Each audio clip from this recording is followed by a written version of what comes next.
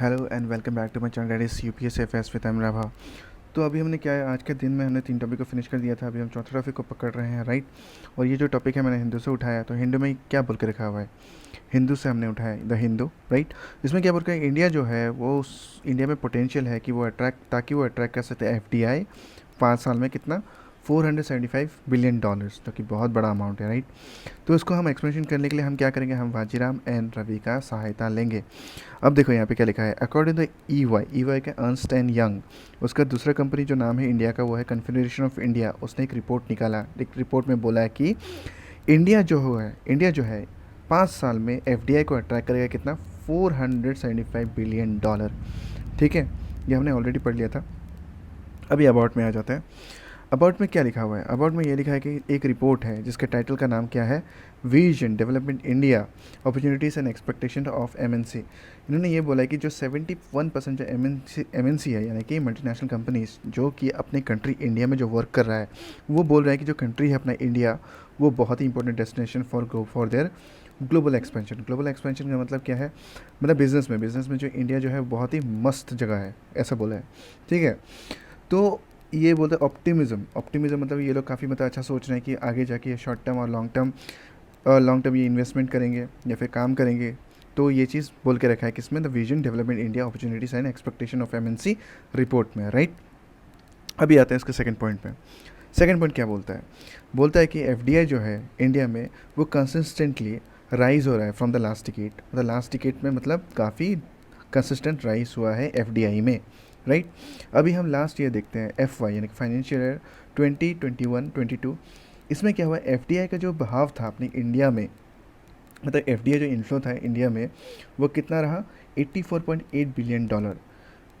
लेकिन डिस्पाइट मतलब लेकिन प्रॉब्लम था, चाहे इसमें कोविड-19 का हमारा यह आया था, पेंडेमिक आया था, कोविड-19 का पेंडेमिक आया था, कोविड-19 पूरा फैल गया था, लेकिन फिर भी एफडीआई इन्फ्लो बहुत ज़्यादा आया। और साथ ही साथ geo political development, geo political ये था कि इन्वेस्टमेंट कहाँ करें, इन्वेस्टमेंट करने का सही जगह नहीं था, मतलब काफ़ी मतलब there is for such uncertainty कि अगर इन्वेस्टमेंट अगर करेंगे तो डूबेगा, लेकिन इंडिया में इन्वेस्टमेंट होता रहा। So that's a good thing. अभी थर्ड पॉइंट देखते हैं, India is seen as an emerging manufacturing hub. ये देखो ये रिपोर्ट क्या बता रहा है, इंडिया को इस तरीके से देखा जा रहा है कि ये एक एमर्जिंग मैन्युफैक्चरिंग हब है ग्लोबल मार्केट में, right. As a growing consumer market. और ये भी बोल रहा है कि कंज्यूमर मार्केट में भी इंडिया काफ़ी मतलब ज़्यादा अच्छे पोजीशन में है, अच्छा ग्रो कर रहा है, मतलब कंज्यूमर मार्केट इंडिया का ग्रो कर रहा है। और उसको एज ए हब ले रहे हैं फॉर ऑनगोइंग डिजिटल ट्रांसफॉर्मेशन। ये डिजिटल ट्रांसफॉर्मेशन ऑनगोइंग धीरे धीरे बढ़ता जा रहा है, कोई भी हो ऑनलाइन हो रहा है तो काफ़ी डिजिटल हो रहा है। तो इस चीज़ के लिए क्या है, अपने इंडिया को एफडीआई का दैट्स वाई इनफ्लो मिल रहा है। तो अभी फोर्थ में देखो, और 60% से ज़्यादा, 60% से भी ज़्यादा एमएनसी ने क्या बोला है अपनी रिपोर्ट में, बोला है कि improvement business environment during the last three decades में क्या हुआ, जो एनवायरनमेंट है बिज़नेस का वो काफ़ी इम्प्रूव हुआ है, यानी कि बहुत इन्हेंस हुआ है, राइट। ये तो हो गया। अब आते हैं लास्ट पॉइंट में। अगर अकॉर्डिंग टू सर्वे के अनुसार क्या है, जो टॉप एक्सपेक्टेशन, मतलब मेन एक्सपेक्टेशन जो गवर्नमेंट से ये लोग रखते हैं, मतलब एमएनसीज ये लोग रखते हैं कि जो ये होगा, जो वैसे भी अपने जो सिंगल विंडो मतलब एक जगह पे सब कुछ गवर्नमेंट प्रोवाइड करेगा, चाहे किसी का कॉन्ट्रैक्ट अप्रूवल ही क्यों ना हो, चाहे टैक्स के बारे में ही क्यों ना हो, अप्रूवल किसी किसी चीज़ का अप्रूवल हो, क्लियरेंस हो, वही क्यों ना हो, तो सिंगल विंडो से गवर्नमेंट अच्छी तरह से इसको हैंडल करेगा, यानी कि अच्छी तरह से वो इफेक्टिवनेस शो करेगा। ये इन किन का एक्सपेक्टेशन है, ये एमएनसीज का एक्सपेक्टेशन है अकॉर्डिंग टू द सर्वे। ये तो हो गया। अब आता है एफडीआई पे। एफडीआई क्या है, राइट। एफडीआई का मतलब क्या है, एफडीआई मतलब होता है फॉरेन डायरेक्ट इन्वेस्टमेंट, ये तो फॉर्म हो गया।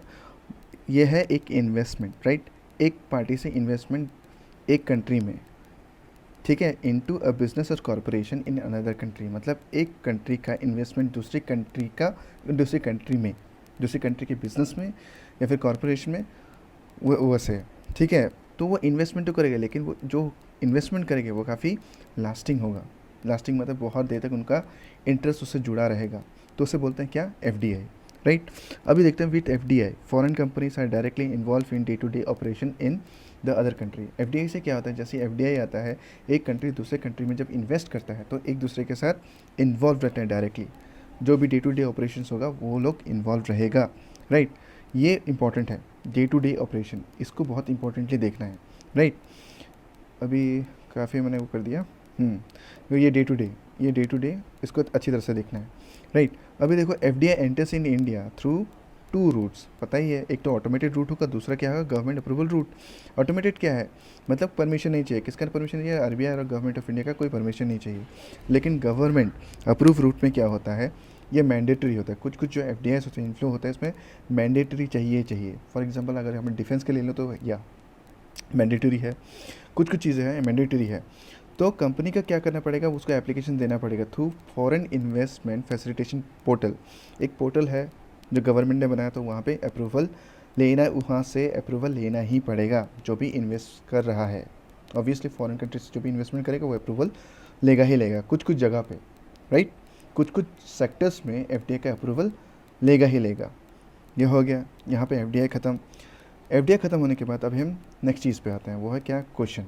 ऑब्वियसली अगर टॉपिक अगर ख़त्म अगर हो ही गया है तो क्यों ना क्वेश्चन ही किया जाए। ये जो क्वेश्चन जो मैं लाया हूँ ये ऑलरेडी यूपीएससी में आ चुका है, यानी ये इसको पूछ चुके हैं, राइट।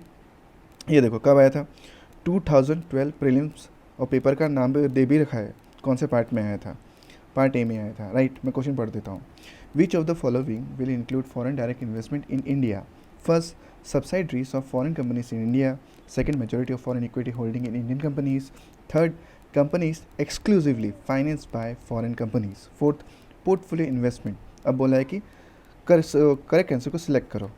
ऑब्वियसली देखते रहोगे, मैं देखता हूँ पहले वाला तो subsidiaries of foreign companies in India, पहले भी हमने पढ़ा था। सब्सिडरीज यस होता है। मेजॉरिटी फॉरेन को equity holding in Indian company, yes majority भी हो सकता है, क्योंकि कुछ कुछ है जहाँ पे 100% एफडीआई करके रखा हुआ है, किसमें 100% या कहीं पे तो है, तो 75% भी करके रखा हुआ है, तो मेजॉरिटी आ गया ना foreign equity holding, right. Second भी सही है। थर्ड है company exclusively finance by foreign companies, obviously ये भी सही है। डायरेक्ट फॉरेन कंपनीज पूरा का पूरा करा, एक्सक्लूसिवली मैंने बोला ना 100%, ये देखो, तो ये हो गया। हाँ, तो ये हो गया, ये तीन तो हो गया। अब चौथा देखते हैं, पोर्टफोलियो इन्वेस्टमेंट, ठीक है। पोर्टफोलियो इन्वेस्टमेंट नहीं होगा, क्यों नहीं होगा, क्योंकि इक्विटी के साथ डील नहीं करता, ये डील करता है किसके साथ, स्टॉक के साथ, बॉन्ड्स के साथ, कैश इक्विपमेंट्स के साथ, mutual fund, ADR, American depository receipts, GDR, global depository receipts, इसमें डील करता है। तो पोर्टफोलियो इन्वेस्टमेंट नहीं होगा, और क्योंकि ये इक्विटी में डील नहीं करता है, राइट। तो फोर्थ क्या होगा, ओमिट हो जाएगा। तो ये देखो 1 2 3 इज़ द राइट आंसर। कहाँ पे है 1 2 3, फोर्थ में है, तो फोर्थ क्या हो जाएगा, इज़ द करेक्ट आंसर। सो अभी के लिए इतना ही। अगर आपको मेरा कंटेंट अगर अच्छा लगता है तो please like and subscribe and thank you.